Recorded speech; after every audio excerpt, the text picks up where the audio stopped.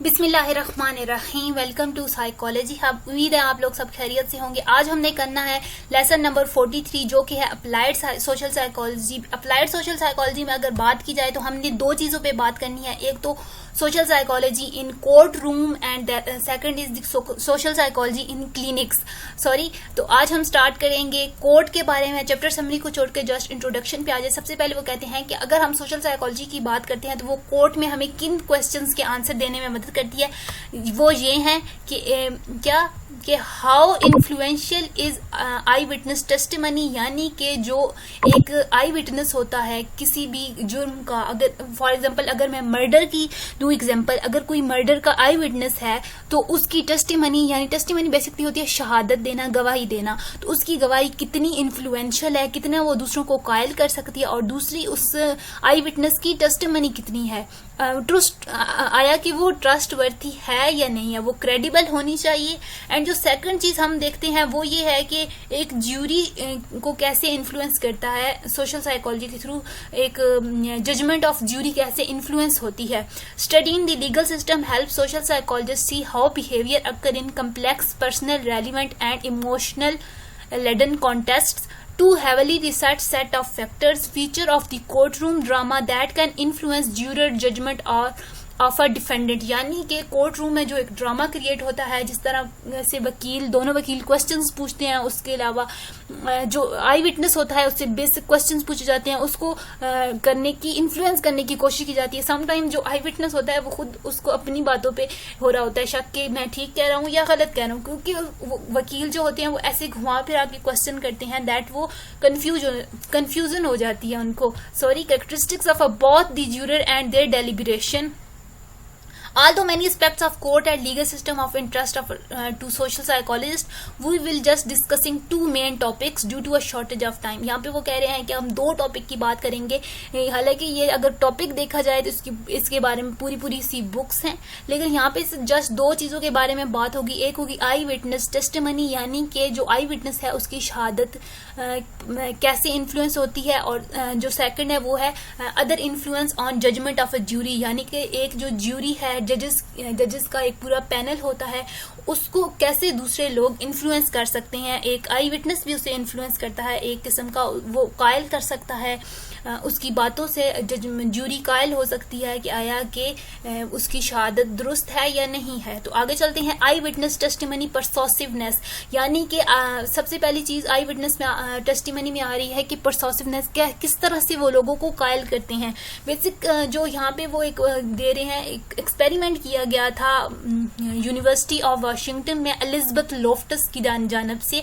Found that those who had seen were indeed believed even when their testimony was shown to be useless, यानी कि जिस बंदे ने कोई चीज देखी हुई है वो अगर गवाह है किसी भी चीज का, बेशक से वो उल जलूल बातें कर रहा हो। समटाइम्स जो आई विटनेस होते हैं वो खुद घबरा रहे होते हैं और वो उल्टी सीधी बातें कर रहे होते हैं, लेकिन उनकी बातें जो होती हैं वो ट्रस्ट वर्थी होती हैं, क्योंकि सिर्फ वही थे जो जानते हैं कि वहां पे हुआ क्या था। एक मर्डर हुआ है, एक रॉबरी हुई है, उसके बारे में वही बेहतर तौर पर जान सकते हैं कि वहां पे हुआ क्या था। When student were represented with a hypothetical robbery murder case with circumstantial evidence but no eyewitness testimony, only 18% voted for conviction.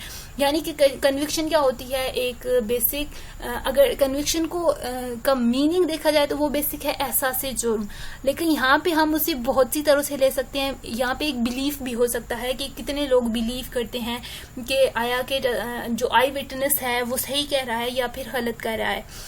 इस एक्सपेरिमेंट से क्या हुआ था, क्या एक्सप्लेन करने की कोशिश की थी, compare to a criminal cases lagging those that have eye witness testimony are more likely to produce conviction, यानी कि जहाँ पे जो आई विटनेस मौजूद होता है वो आई विटनेस एक बहुत हद तक किसी भी ज्यूरी को, जजेस को कायल करने की रखता है, क्योंकि लोग उस पर बिलीव करेंगे बेसिक, क्योंकि एक वही है जो कि जानता है कि वहां पे हुआ क्या था। How accurate are I witness, second जो चीज, पहली चीज थी परसोसिवनेस के वो कायल कर सकते हैं, और सेकंड अब क्वेश्चन आ जाता है कि कितना एक्यूरेट है क्वेश्चन, एक कोई भी जो आई विटनेस है वो कितना एक्यूरेट है, अपनी जो कुछ वो बता रहे हैं हमें कैसे पता चलेगा कि वो सच ही बता रहा है। The persuasiveness of eye witness lead us to very important question, that is the accuracy of eye witness testimony.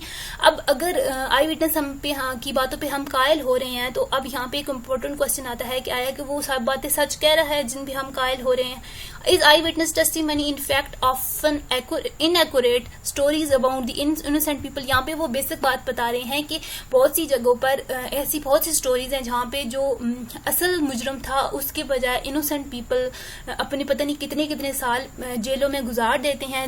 यही एक वजह बनती है कि आई विटनेस जो होता है वो शहादत उनकी एक्यूरेट नहीं होती, वो रॉन्ग शहादतें देते हैं, वो गलत बयानी करते हैं, जिसकी वजह से बहुत से लोगों की जिंदगियां ऐसे तबाह होती हैं। More than 7 decades ago, Yale law professor Edwin Burchard documented 65 conviction of people whose innocence was later proven।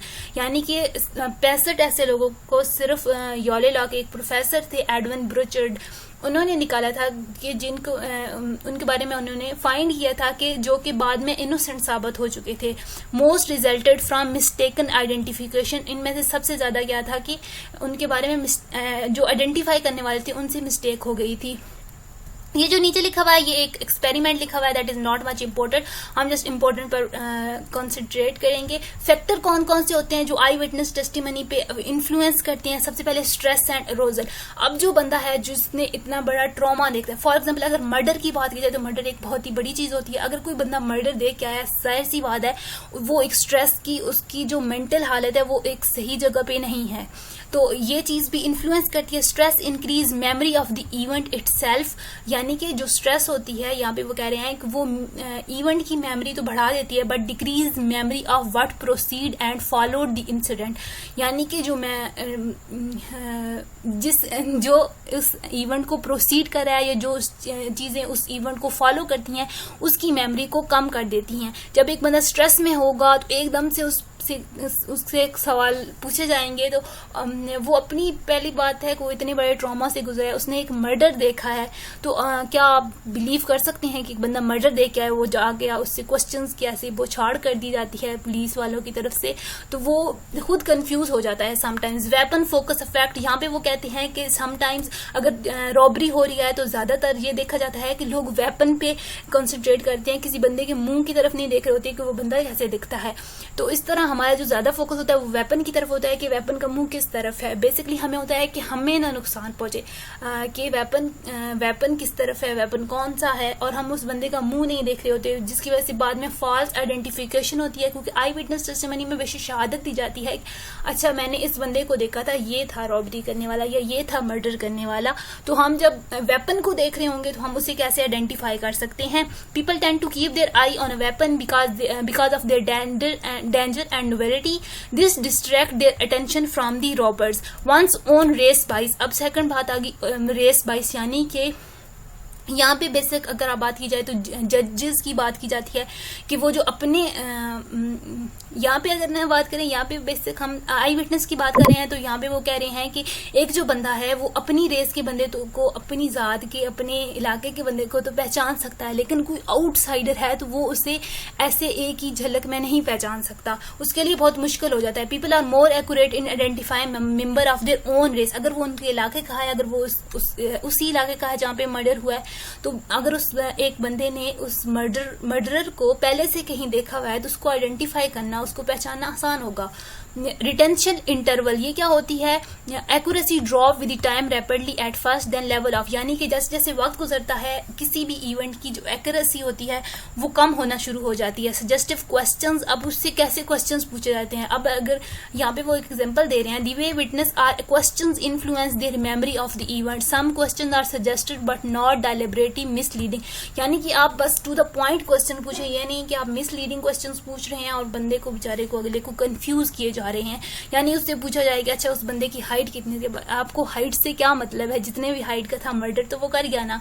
That is some एक और वो चीज आ गई कि ये भी आपको इन्फ्लुएंस करती है। आप सिर्फ टू द पॉइंट क्वेश्चन अगर आप पूछ रहे हैं आई विटनेस से तो मे बी उसके लिए आसान होगा क्वेश्चन का आंसर देना। Other question are deliberately misleading, asking about the non existence detail, यानी कि आप किसी ऐसी चीज के बारे में पूछना जिसका कोई फायदा ही नहीं है, तो अगला बंदा भी कंफ्यूज हो जाता है जो कि विटनेस है। आइडेंटिफिकेशन प्रोसेस, अब प्रोसीजर्स कौन कौन से हैं, ये वो चीजें हैं जिनके थ्रू आप आइडेंटिफिकेशन करवा सकते हैं। एक तो होता है show ups, ask witness to indicate whether or not a single witness is the perpetrate, यानी कि आप उसको एक बंदा दिखाएं कि ये है या नहीं है। और सेकंड इज साइमल्टेनियसली लाइनअप, यानी कि आप उसको बहुत से सस्पेक्ट्स दिखाएं एक ही वक्त में और कहें कि आप इनमें से पहचान के बताएं कि कौन सा था वो इंसान। सिक्वेंशियल लाइनअप्स क्या था कि आप बारी बारी आप एक बंदा एक वक्त में सिर्फ एक बंदा दिखाएं और बारी बारी सारे बंदे दिखाएं ताकि उसको ढूंढने में आसानी हो। और कहा जाता है कि सिक्वेंशियल लाइनअप्स जो है वो सबसे ज्यादा इफेक्टिव अप्रोच समझी जाती है ऐसे आइडेंटिफिकेशन प्रोसीजर्स में। 3 hypothesis of how post event information affect memory, यानी कि जब इवेंट हो चुका है और उसके बाद की जो इन्फॉर्मेशन है वो कैसे अफेक्ट करती है मेमोरी को। ओवर राइटिंग, फॉरगेटिंग और सोर्स मॉनिटरिंग, यानी कि एक तो आप ये वो चीजें हैं जो कि पोस्ट इवेंट बेसिकली अगर मर्डर हो गया है तो उसके बाद जो चीजें चल रही हैं वो भी मेमोरी पे अफेक्ट करती हैं और समटाइम हमें वो चीजें याद रह जाती हैं और मर्डर वाली चीजें भूलने लग जाती हैं। People retain memory of both the event and any post event information but can't identify the source of the memory, evidence support this technique. आगे चलते हैं, reducing error in eye witness. अब हमने बात कर ली कि आई विटनेस में इतने एरर हो सकते हैं, तो हम इन एरर्स को कम कैसे कर सकते हैं, अब हमने वो चीज देखनी है। ट्रेन पुलिस इंटरव्यूअर्स, यानी कि ऐसे इंटरव्यूअर्स होने चाहिए जो कि जिनको क्वेश्चंस करना आता हो। The Ronald Fisher and his coworker examine tape record interview of eye witness conducted by experience Florida police detectives, यानी कि ये जो 2 हमारे साइकोलॉजिस्ट थे उन्होंने टेप रिकॉर्डिंग हुई थी इंटरव्यूज की जो किसी भी केस के बारे में, एक बहुत ही फ्लोरिडा पुलिस के डिटेक्टिव्स थे 2, बहुत ही मशहूर, बहुत ही एक्सपीरियंस्ड थे वो कैसे क्वेश्चंस करते थे उनके बारे में उन्होंने देखा था कि वो किस तरह से क्वेश्चंस करते हैं विटनेसेस से। They found a typical pattern, follow an open ended beginning, यानी कि वो स्टार्ट उन्होंने ओपन एंडेड क्वेश्चन किया था कि tell me what you recall, कि आप मुझे सिर्फ ये बताएं जो आपको याद है। इस तरह से स्टार्ट किया था, ऐसे जाते साथ नहीं किया था आप उसकी शक्ल बता दें वो दिखता कैसा था, बस विटनेस से कहा जाता था कि आप सिर्फ ये बताएं कि आपको क्या क्या याद है। The detective would occasionally interrupt with follow up question including question eliciting 3 thirds answer, how tall was he, इस तरह इंटरप्ट बीच बीच में इंटरप्ट करते थे उस बंदे को। ये सब चीजें उन्होंने एग्जामिन की थी जो फिशर एंड एडवर्ड थे। Fisher and Edward and the new guide books थे, interviewer should begin by allowing witness to offer their own unprompted recollection, यानी कि उन्होंने एंड पे क्या रिजल्ट निकाला था कि जो भी डिटेक्टिव्स होते हैं, जो भी पुलिस वाले होते हैं, उनको विटनेसेस को कहना चाहिए कि आप फ्लो में एक दफा बता दें कि आपको क्या क्या याद है। उनको बीच में बार बार से डिस्टर्ब करना, उनको ब्रोक के पूछना कि अच्छा ये बता दें, टॉल था, हाइट था, उसकी आंखें कैसी थी। इस तरह से के क्वेश्चन से अगला बंदा भी कंफ्यूज हो जाता है। Have the visualizing the scene and what they were thinking and feeling at the time. अब ये क्वेश्चन जब पूछा जाएगा एक बंदे से कि आप उस वक्त क्या फील कर रहे थे, तो उस बेचारे ने कंफ्यूज ही होना है ना। Ronald Fisher suggest that allow eye witness to offer their own unprompt recollection and ask question, people may guide to reconstruct the setting for better recall. A statistical summary of 42 studies confirmed that the cognitive interview substantially increased detailed recall with no loss in accuracy। cognitive interviews होते हैं जैसे कि वो वही बता रहे हैं कि उनको कहना है कि आप अपने फ्लो में बता दें कि आपको क्या क्या याद है, आपको क्या क्या चीजें याद आती हैं किसी भी इंसिडेंट के बारे में।